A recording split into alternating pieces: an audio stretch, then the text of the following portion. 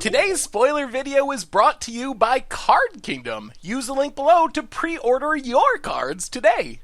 Hello everyone, it's Seth, probably better known as Saffron Olive, and it's time for another daily dose of Ravnica Allegiance spoilers, and we got a short one today. Wizards snuck out exactly 2 cards featuring a new mechanic, Afterlife, the Orzhov mechanic. So I wasn't sure how to handle it. Should we wait and do more cards? Should we just talk about these 2? But in the end, I decided we just throw together a short video, talk about the couple of cards, get the Ravnica Allegiance hype going. So a quick reminder before we break down our daily dose of Ravnica Allegiance spoilers. If you haven't already, it would be amazing of you if you could take a second, click that subscribe button down at the bottom of your screen. It's a great way to support the channel and the site for free. So let's talk some spoilers, and like I said, exactly 2 cards today. Oddly, both 2 drops, both featuring the new Orzhov mechanic Afterlife. So Tithe Taker and Imperious Oligarch.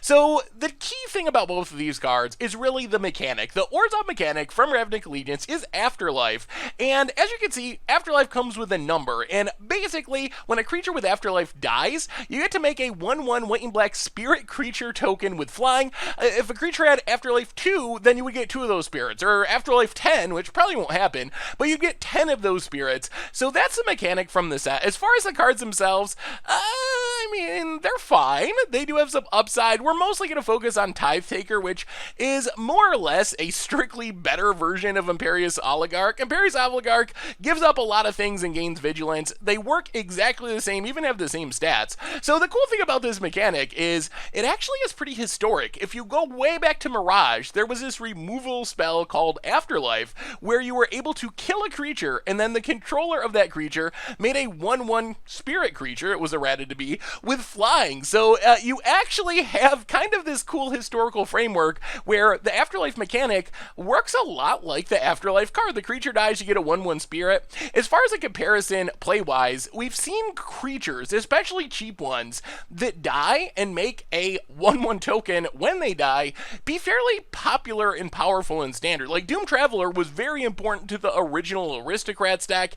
Even Martyr of Dusk is kind of like close to playable, and this is a pretty easy comparison for the Afterlife mechanic. Cards like Tithe Taker, Imperious Oligarch.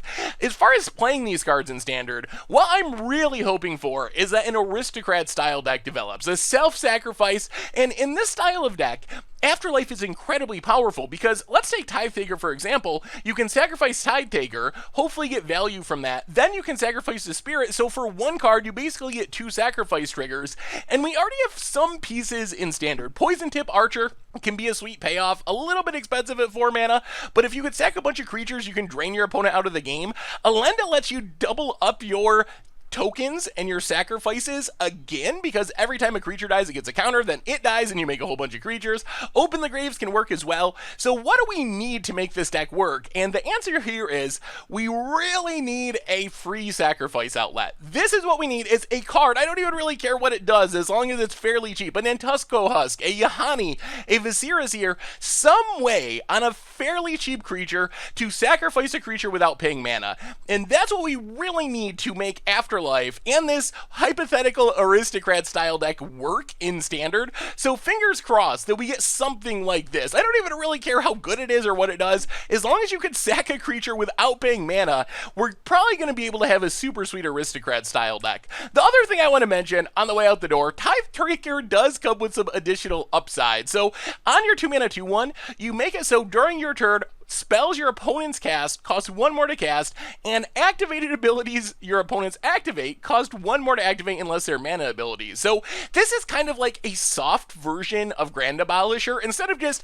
locking down spells and activated abilities, Tithe Taker takes a tithe that taxes them by 1 mana, but this is relevant. If you're playing a deck like White Aggro, let's say, and you're concerned about Settle the Wreckage, or you're concerned about Sinister Sabotage, Vraska's Contempt, having your opponent have to pay 1 1 more mana to cast those powerful spells and kill your stuff or exile your board is actually a pretty relevant ability. So there is some upside for Tithe Taker in Standard. As far as Modern, I don't know. Grand Abolisher is a harder version of Tithe Taker, and it doesn't really see play in Modern. So I'd be surprised. I guess it is a human, but so is Grand Abolisher. So I'd be surprised if it showed up in Modern. But in White X, Aggro decks in Standard, a Tithe Taker offers a decent amount of value, taxing those Settle the Wreckages, Sinister Sabotage, Vraska's Contempts, and also leaving behind a body if your opponent happens to kill it with a Cast Down or a Fungal Infection, a Cleansing Nova. So it might actually end up being pretty good in Standard. So anyway,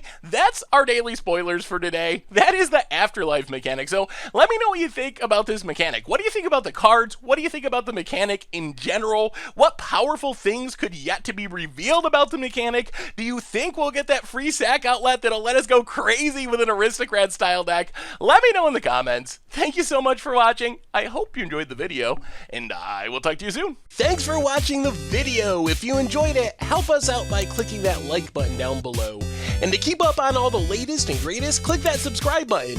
And don't forget to hit that bell icon to get alerts whenever we have new videos. And if you want to, check out some of our other sweet videos here and here.